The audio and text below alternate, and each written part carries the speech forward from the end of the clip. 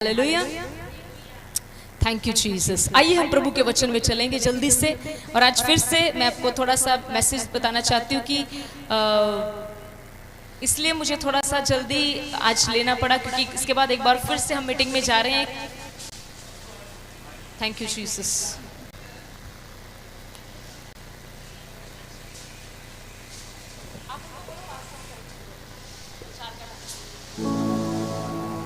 Thank you Jesus, hallelujah, praise the Lord. So इसके बाद फिर से हमें बड़ी दूर एक सभा के लिए जाना है। ऑलरेडी सभा स्टार्ट हो चुकी है, पर मैं प्रभु का धन्यवाद करती हूँ। मैंने फिर से प्रभु के दास ऑलरेडी वहाँ पर हैं और फिर मैंने उनसे कहा कि पहले मैं अपनी चर्च की सभा ले आऊँ और फिर हम आपको ज्वाइन करेंगे। हम प्रभु का धन्यवाद करते हैं, प्रभु की दया के लिए, प्रभु के अनुग्रह के लिए। ये मैं इसलिए बता रही हूँ ताकि कई बार लोग सोचते हैं कि आज फिर से वचन जल्दी स्टार्ट कर दिया, तो मुझे क्लैरिटी देनी है कि वचन इसलिए जल्दी से शुरू किया है क्योंकि हमें जो है कि वो अगली मीटिंग के लिए निकलना है। हालेलुया। सो हम प्रभु का धन्यवाद करते हैं सारी बातों के लिए। सबसे बड़ी बात यह है कि जो खुदावंद ने हमें जिम्मेवारियां दी हैं, अगर हम उसमें स्थिर रहेंगे तो परमेश्वर हमसे हमेशा हर एक हालात में अपनी महिमा को लेगा। हालेलुया। सो आइए हम जल्दी से प्रभु के कलाम में चलेंगे। हम प्रभु का वचन पढ़ेंगे। पहला पत्रस उसका 2 अध्याय और उसकी 16 नंबर आयत में लिखा है। पहला पत्रस 2 उसकी 16 में लिखा है, अपने आप को स्वतंत्र जानो, अपने आप को स्वतंत्र जानो, पर अपनी इस स्वतंत्रता को बुराई के लिए आड़ ना बनाओ, परंतु अपने आप को परमेश्वर के दास समझकर चलो। हालेलुया। यहाँ पर प्रभु का कलाम, प्रभु के दास लिखते हैं अपने आप को स्वतंत्र जानो। मीन्स हर एक जो मसीह भाई बहन है, जो यीशु पर विश्वास करता है, खुदा का कलाम कहता है वो स्वतंत्र है, वो आजाद है, वो किसी बंधुआई में नहीं है। हालेलुया। क्योंकि हम जानते हैं हमें आजाद करने के लिए प्रभु यीशु मसीह ने क्रूस के ऊपर एक पवित्र और उत्तम बलिदान दिया। हम सब एक बंधुआई में थे, पाप की बंधुआई में, गुनाह की बंधुआई में, शैतान की बंधुआई में, लेकिन हमारे लिए परमेश्वर पिता ने अपना इकलौता पुत्र यीशु मसीह भेजा और उन्होंने हमारे लिए अपनी जान सलीब पर दी और हम सब आजाद हो गए। तो बाइबल बताते हैं तुम सब अपने आप को स्वतंत्र जानो। प्रत्येक दिन हमें यह घोषणा करनी है, मैं एक स्वतंत्र व्यक्ति हूँ, मैं आजाद व्यक्ति हूँ। और बाइबल बताती है इस स्वतंत्रता को बुराई के लिए आड़ ना बनाओ। प्रभु कहते हैं ये ना हो कि तुम सोचो मैं स्वतंत्र हो गया हूँ, अब मैं कुछ भी कर सकता हूँ, अब मैं आजाद तो हो गया हूँ। कई बार हम कहते हैं ना, कोई परिंदे को आजाद कर दो किसी जाल में से या उसके पिंजरे में से, तो उसको लगता है मैं कहीं भी फ्लाई कर सकता हूँ, मैं कहीं भी उड़ सकता हूँ, पर उसको ये नहीं पता मैं दोबारा पकड़ा जा सकता हूँ। अगर मैं दोबारा पकड़ा गया तो मुझे फिर पिंजरे में रहना पड़ेगा। आज कई मसीह लोग इस तरह से सोचते हैं। वो सोचते हैं चलो यीशु को कबूल कर लिया, बपतिस्मा ले लिया, अब हम जो मर्जी करें, दारू भी पिए, नाचे भी, हम गलत वीडियोस भी देखें, सब कुछ करें, लेकिन ये बिल्कुल गलत है। परमेश्वर का कलाम कहता है, प्रभु का कलाम कहता है अपनी स्वतंत्रता को इसलिए मत इस्तेमाल करो कि तुम बुराई कर सको। ये नहीं कि प्रभु हम आजाद हो गए, हमने यीशु पर यकीन किया है तो हम बुरे काम कर सकते हैं, अब हम पाप कर सकते हैं, अब हम गुनाह कर सकते हैं। प्रभु कहता तुम इसलिए आजाद नहीं किए गए कि तुम फिर से वो काम करो जिन चीजों से मैंने तुम्हें छुड़ाया है, इसलिए आजादी नहीं मिली हमें। प्रभु का कलाम कहता है तुम्हारी स्वतंत्रता को बुराई के लिए आड़ ना बनाओ। मीन्स ये ना हो कि तुम्हारी जो बुराई तुम कर रहे हो प्रभु में आने के बाद, जो गलत काम तुम कर रहे हो, फिर से कहीं तुम्हारी स्वतंत्रता बंधुआई में ना चली जाए। हालेलुया। बाइबल में लिखा सत्य को जानो, सत्य तुम्हें आजाद करेगा। हम सबने सत्य को जान लिया, सत्य केवल यीशु मसीह है। हमने जब सत्य को जाना हम आजाद हो गए। पर बाइबल आगे से बताती है, खुदा का कलाम बताता है कि स्वतंत्रता क्या लिखा है खुदा के कलाम में, स्वतंत्रता को बुराई के लिए आड़ ना बनाओ। मीन्स बुरा काम करके, बुराई करके, प्रभु में आने के बाद भी पुरानी बातें अपने लाइफ में कंटिन्यू रख के अब इसको स्वतंत्रता के आगे आड़ मत बनाओ। मीन्स अपने लिए रुकावट खड़ी मत करो, नहीं तो तुम दोबारा बंधुआई में जा सकते हो। इसीलिए प्रभु के दास जब वो देते हैं शराबानी, तो क्या बोलते हैं, अपने आप को पवित्र करके लेना, नहीं तो तुम में से कई लोग बीमार हो जाएंगे और कई लोग सो जाएंगे। आपको पता है वचन कितना खरा और सच्चा है। खुदा मेरी और आपकी बात टाल सकता, खुदा अपनी बात कभी नहीं टालेगा। हालेलुया। आज बहुत सारे मसीह लोग प्रभु में आने के बाद भी कुछ भी करी जा रहे हैं। वो सोचते हैं प्रभु में आने के बाद मैं अपनी मर्जी से जी सकता हूं, पर ये सरासर गलत है। प्रभु में आने के बाद आपकी मर्जी खत्म, अब खुदा की मर्जी शुरू। जब मैं वचन तैयार कर रही थी, खुदा ने मुझसे बात की। आपको पता है, ध्यान से सुनो। मान लीजिए एक जेल में कोई कैदी है, उसने बहुत बड़ा गुनाह किया, उसने किसी का मर्डर किया और उसको जज ने बोल दिया तुझे उम्र कैद की सजा है। और उसके बाद वो उम्र कैद भोग रहा है और अचानक से एक व्यक्ति उठता है और एक व्यक्ति जाकर जज को बोलता है इसकी सारी सजा को तू मेरे ऊपर डाल दे, इसको फ्री कर दे। हाँ, जब उसको जज बोलेगा तू आजाद है, तू फ्री है, वो कितना खुश हो जाएगा। अगर वो बाहर आता है तो बाहर आकर वो क्या करेगा? अगर फिर से वो दोबारा वही काम करता है, फिर से मर्डर करता है, फिर से पाप करता है, फिर से नशे करता है, फिर से गुनाह करता है, तो याद रखना उसको सजा दोबारा मिल सकती है। मेरी बात ध्यान से सुनना। उस व्यक्ति को जब आजादी मिली कैद से, तो उसको अब इस स्वतंत्रता के लिए उस व्यक्ति का शुक्रगुजार होना है जिसने उसके लिए पे किया है, जिसने उसके लिए भुगतान किया है। आज मैं आप सभी को बताना चाहती हूं, हमारे लिए भी खुदावंद यीशु ने अपने लहू का एक एक कतरा बहा दिया। उसकी मृत्यु सदा याद रखो, सदा याद रखो, उसने मेरे और आपके लिए क्या किया। उसने एक एक लहू का कतरा मेरे और आपके लिए बहा दिया, भुगतान किया मेरे और आपके गुनाहों का। और आपको पता है वचन कहता है अब अपने आप को स्वतंत्र जानो, लेकिन स्वतंत्रता को बुराई के लिए आड़ ना बनाओ। और उसके आगे बड़ी ब्यूटीफुल लाइन लिखा, परंतु अपने आप को परमेश्वर के दास समझकर चलो। अब तुम्हारी जिंदगी कैसी होनी चाहिए लोगों के बीच में? जब तुम चलो तो तुम ऐसे चलो जैसे मानो तुम परमेश्वर के दास हो। दास का मतलब सर्वेंट। हालेलुया। आप सब कहीं ना कहीं जब जॉब करते होंगे, आपका मालिक होता है ना, तो जैसे मालिक बोलता है वैसा करना पड़ता है। बोलो, करना पड़ता है। अगर आप वहां पर अपनी मनमर्जी करोगे, वो आपको नौकरी से निकाल देगा। सही कह रही हूं मैं? बाइबल बताती है अपने आप को परमेश्वर का दास समझ के चलो। हमेशा अपनी लाइफ को इस तरीके से जियो, मैं यीशु मसीह का दास हूं। दास मतलब मैं उसका सेवक हूं। अब मैं सेवक का काम क्या है? वो अपने मालिक की मर्जी को पूछ के चलता है। वो पूछता है प्रभु क्या ये आपकी इच्छा? आज का विश्वासी क्या करता है? उसके हाथ में थोड़ी सी सफलता लग जाए, वो कहता कौन प्रभु? वो प्रभु को महीने बाद डाल देते हैं। महीने बाद जाएंगे प्रभु के पास, साल बाद जाएंगे। पर बाइबल क्या कहती है? बाइबल कहती है परमेश्वर को अपना स्वामी जानकर चलो। मींस तुम परमेश्वर के दास बनकर चलो। तुम ऐसे अपनी जिंदगी चलो कि तुम प्रभु के दास हो। हम भी तो अपनी मनमर्जी कर सकते हैं कि नहीं, हम बिजी, हम ये नहीं वो नहीं। हमें पता है मैं उसका दास हूं। मुझे अपने खुदा की बात सुननी है, मुझे अपने खुदा की बात माननी है। उसने जो जिम्मेवारी मेरे ऊपर ठहराई है मुझे करनी पड़ेगी, चाहे जैसे मर्जी हालात मेरे सामने हो। ये सेवकाई एक बहुत बड़ी जिम्मेवारी है। ऑनलाइन कितने लोग देख रहे हैं, ऑफलाइन कितने लोग बैठे हैं, बाद में ये कहां तक पूरे वर्ल्ड में प्रचार जाता है। आपको पता है ये क्या है? ये एक जिम्मेवारी है। हालेलुया। प्रभु के सामने एक दास बनकर चलो। दास मींस दास का करता है एक अपने स्वामी को पूछता है, स्वामी आपकी मर्जी क्या है? स्वामी आप क्या चाहते हो? स्वामी मैं क्या करूं? हालेलुया। पर आज का विश्वासी अपनी मनमर्जी, जो मुझे अच्छा लगता है। बाइबल कहती है अपनी स्वतंत्रता को बुराई के लिए आड़ मत बनाओ। तुम इसलिए साथ नहीं किए गए, तुम इसलिए आजाद नहीं किए कि तुम अब बुराई कर सकते हो। अब तुम कोई भी मनमर्जी कर सकते हो। अरे खुदा ने मुझे और तुम्हें इसलिए स्वतंत्र किया कि अब आगे से हम अपने लिए ना जीकर उसकी महिमा के लिए जिए।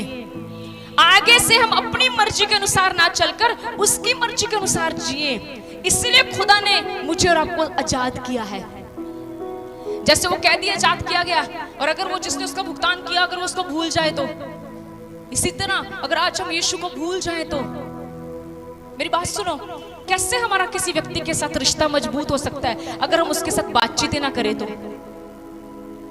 कितना हो सकता है साडा रिश्ता? किसी ने उसे कितना कह सकते मेरा तेरा रिश्ता बड़ा गूढ़ा है, तुसी 2 महीने 1 महीना हो गया दूसरे दिन कोई गाली नहीं की थी, ये झूठ है। इसी तरह अगर कोई व्यक्ति कहता है मेरा प्रभु के साथ बड़ा अच्छा रिश्ता है, लेकिन वो खुदा के साथ ना बैठता है, ना प्रार्थना करता है, ना संगति करता है, बाइबल कहती है तू झूठ बोल रहा है।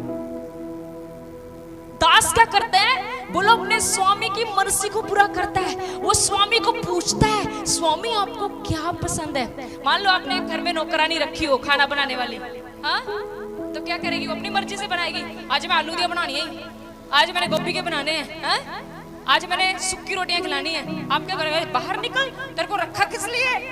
10,000 रुपए महीना किस लिए दे रहे हैं हम? तू मालिक है कि मैं? हमसे पूछ के चल। वो भी पूछ के चलती है। आप और मैं, हमें खुदा वो दे रहा है जो दुनिया की कोई धन दौलत नहीं दे सकती। वो पता क्या है? प्रतिदिन वो हमें जीवित रहने के लिए सांस देता है, सांस, ब्रीथिंग, ब्रीथिंग। हम तो उसके बड़ी बातों के लिए कर्जदार हैं? और फिर भी मालिक वो बन बैठे हो, मैं मालिक। उसको बोलते प्रभु कोई बात नहीं, बाद में बात करते हैं। सुनिए ध्यान से, प्रभु का वचन कहता अपने आप को दास समझ के चलो। हर एक व्यक्ति अपने आप को ये सोचे मैं प्रभु का दास हूं। I am servant of Jesus Christ. मैं यीशु का सेवक हूं, सर्वेंट हूं मैं उसका। हालेलुया। अब इतना बड़ा आप देख रहे हो, ये भवन का काम चल रहा है। ये सिर्फ ये मत सोचो पैसों से हुई जा रहा है। इसके लिए बहुत कुछ लगता है, बहुत खेचल पड़ती है, बहुत भागना पड़ता है। कभी इधर, कभी उधर, कभी ये ला, कभी वो ला। हमारी एक टीम रात को यहाँ पर आके सोती है, उनके छोटे छोटे बच्चे। एक टीम रात को 1 हफ्ते से सो रही है। रोज हम रात को कैमरा ऑन करके उन्हें ब्लेस करते हैं। और रात को यहाँ पर 12 बजे तक दुआ करते हैं। पहले हम ब्लेस करते, खुदा तेरा धन्यवाद। क्या लगता है आपको ये आसान बातें हैं? ये बिल्कुल आसान नहीं है।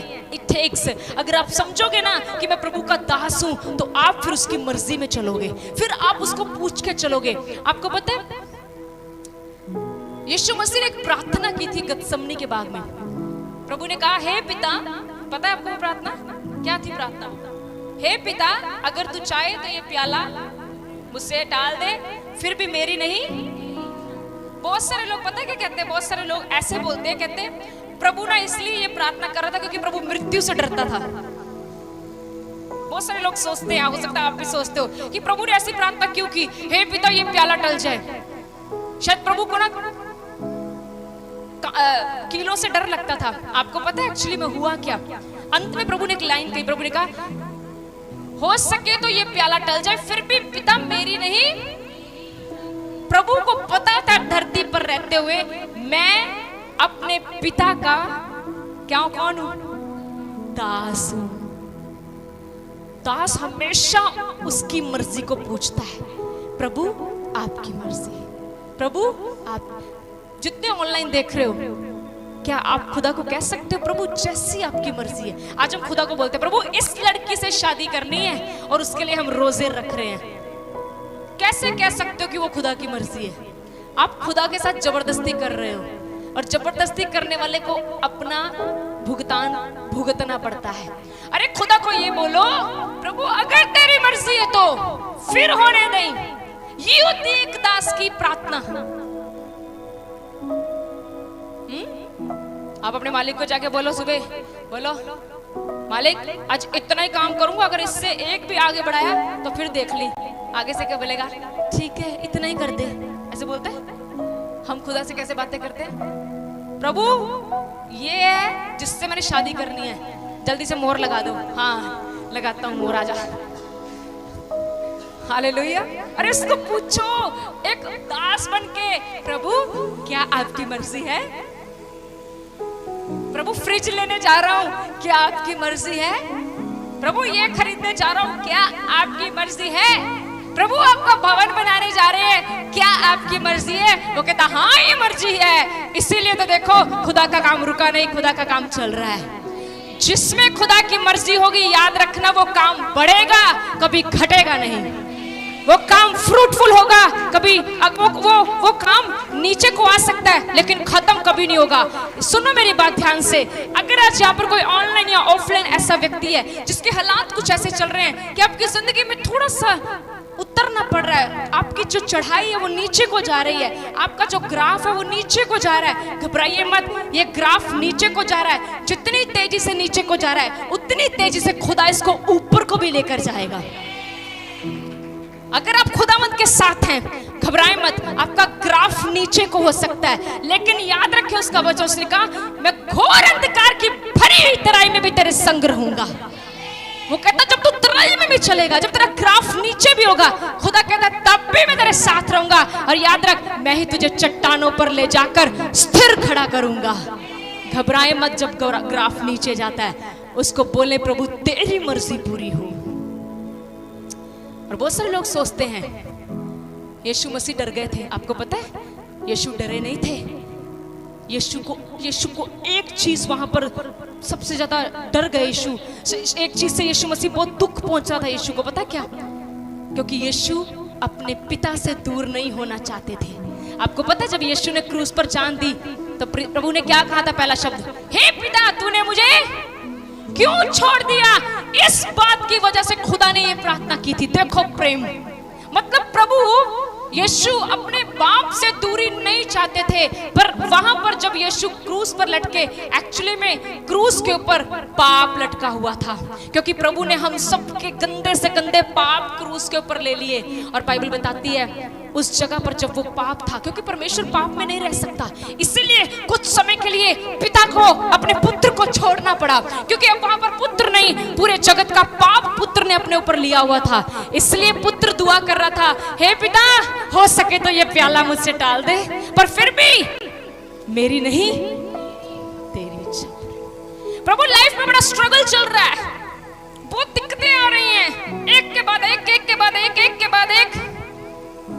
प्रभु अगर तू चाहते कि मैं इन मुश्किलों में से होकर गुजरूं, होने दे, मेरी नहीं तेरी मर्जी पूरी हो।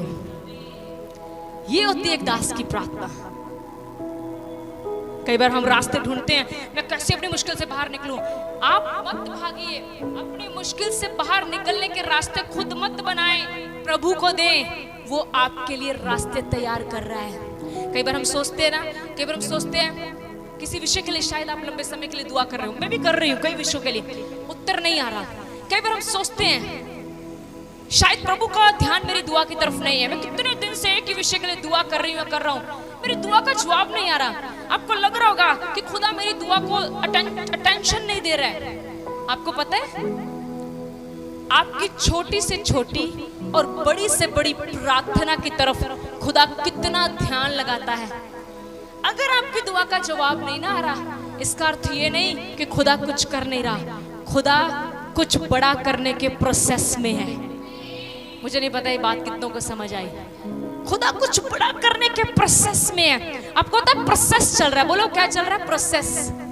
अच्छा मेरी बात सुनो, यहाँ पर ना आने वाले 3-4 महीनों में आप सब चर्च का बदला हुआ रूप देखने वाले हो। हाँ एकदम ही हो गया, ये एकदम ही हो गया, चुटकी बजाई और चर्च बदल गई, मारो चुटकी, वाह बदल गई, स्टेज भी उड़ गया, उधर हो गया, ऐसे हो रहा है। प्रोसेस, बोलो इट इज अ प्रोसेस। हम अपने अंकल पूछे कब लेंटर डलेगा, बोले इतने इस दिन में डलेगा, प्रोसेस है।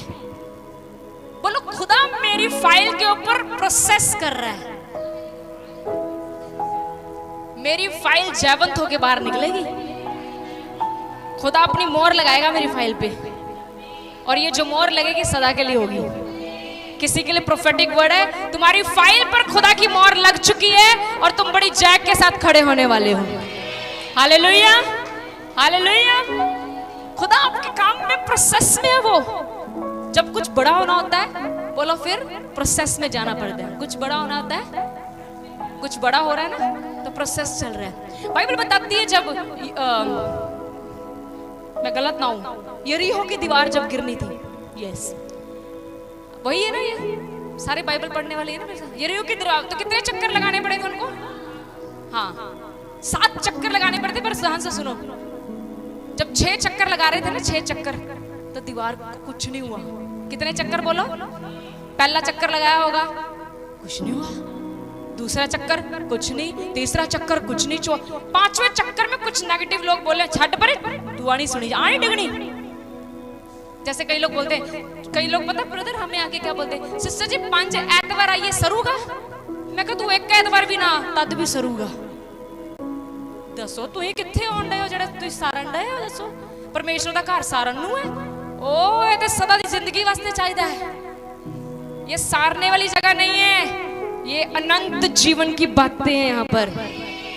यहाँ पर घड़ी पल घड़ी का आराम नहीं मिलता, यहाँ पर आने से सदा का आराम मिलता है। बाइबल बताती है वो 6 चक्कर जब लगाए, योशुआ ने बोला 7वें चक्कर में जोर दी नारा ला दो जरा। 7वें चक्कर में जब उन्होंने जोर से खुदावंद की तारीफ का नारा लगाया, बाइबल कहती है यरीहो की द्वार जड़ से गिर गई, उखड़ गई द्वार, गिर गई नीचे, और ये सारा देश उनका हो गया। घबराइए मत, शायद आपकी प्रार्थना करते करते 6 महीने हो गए हैं, 6 साल हो गए हैं, जवाब नहीं आया। मैं कहती हूँ 7वां महीना 7वां साल तुम्हारे लिए आशीष का साल है। पर खुदा के सामने एक दास बन के चलो, उसको रोज बोलो प्रभु आपकी मर्जी।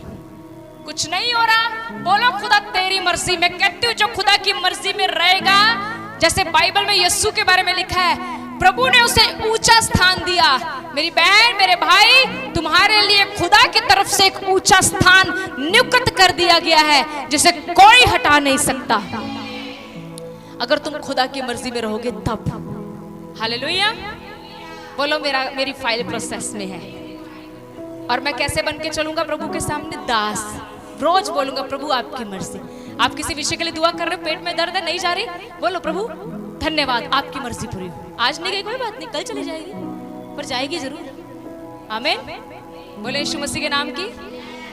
नमान कोड़ी भी को मैं लास्ट लाइन है, नमान कोड़ी को क्या था? कोड था। कितनी डुबकियां लगाने को बोला? 7। इधर भी 7 ही है, कुछ होने वाला जो बस। हालेलुया। इधर भी कितनी डुबकियां लगाने के लिए बोला? 7। जब 6 डुबकियां लगाया, 6 डुबकियों में ठीक हो गया था, 7वीं डुबकी में हुआ था। यहां पर भी क्या चल रहा है? बोलो प्रोसेस। क्या चल रहा है जी? बोलो मेरी लाइफ का प्रोसेस चल रहा है, मेरी फाइल का प्रोसेस चल रहा है, मेरे लिए कुछ खुदा जबरदस्ती करने वाला है। बाइबल बताती है जब नामान कोड़ी ने 7वीं डुबकी लगाई तो उसका शरीर एक जन्मे बच्चे की तरह, जैसे बच्चा जन्म लेता ना, उसका कूला कूला शरीर होता है, ऐसे बाइबल बताती है 7वीं डुबकी लगाते ही उसकी स्किन एक जन्मे हुए बच्चे जैसी हो गई। खुदा तुम्हारे लिए कुछ ऐसा करने वाला है। वो सारा कोड भूल गया जब खुदावंद ने 7वीं डुबकी में उसकी फाइल पास कर दी। Don't lose your heart. अपने दिल में कभी भी घबराए ना, टेंशन मत लें, खुदा आपके साथ है। उसने आपको स्वतंत्र किया है, उसने आपको आजाद किया है, लेकिन इसलिए नहीं कि हम कोई गलती करें, कोई बुराई करें, कोई पाप करें, लेकिन उसने हमें इसलिए आजाद किया है ताकि हम पाप के गुलाम ना रहकर अब खुदावंद के दास बन जाएं। हम पाप के आगे ना झुककर प्रतिदिन खुदावंद के आगे प्रार्थना में झुकें, और जो प्रार्थना में झुकेगा खुदावंद उसको शिरोमणि बनाएगा। खुदा आपको इस छोटे से वचन के द्वारा इनकरेज करे, उत्साहित करे। खुदा ने आपसे बात की है, याद रखें आपकी फाइल खुदा के हाथों में है और आप 100% जयवंत हो चुके हैं। God bless you. प्रभु आपको आशीष दे। सबको जय मसीह की।